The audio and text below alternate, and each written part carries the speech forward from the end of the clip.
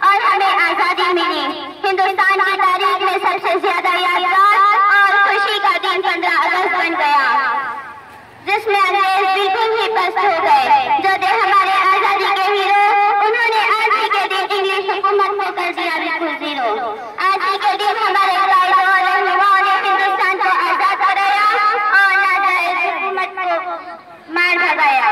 आज ही के दिन 15 अगस्त 1947 को हमारे बुजुर्गों की कुर्बानी रंग लाई और हमें आजादी मिली। सामियान, आजादी के लिए पूरी तरह लड़े, पिटे और काटे गए आजादी के फिक्रमंद। दीनी तालीम के साथ साथ आजादी के लिए कायम हुए मज़ाहिरुल उलूम, नज़वा और खासकर दारुल उलूम देवबंद। हमारे बड़ों और बुजुर्गों ने हिंदुस्तान की आजादी के लिए अपना खून और पसीना, नेज़ हमारे कायदे खुसूसन हज़रत मौलाना हुसैन अहमद मदनी रहमतुल्लाह अलैह ने इंग्लिश हुकूमत को गोली के सामने अपना सीना खोल दिया। आजादी के लिए उसके सबसे बड़े दाई व शहदाई हज़रत सुल्तान टीपू शहीद रहमतुल्लाह अलैह और बेशुमार लोग कट गए।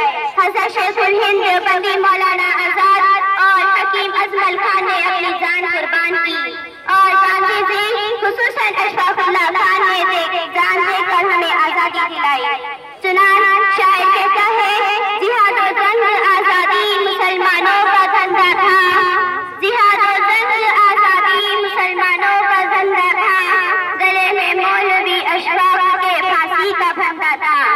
आज ही के दिन 15 अगस्त 1947 को अल्लाह के फज़्ल करम के सदके हम हिंदुस्तानी जीत गए और बहादुर अंग्रेज सिद्ध हो गए। सामियान, मैं हूँ एक छोटी सी मुसलमान बच्ची, मगर मेरा इरादा पक्का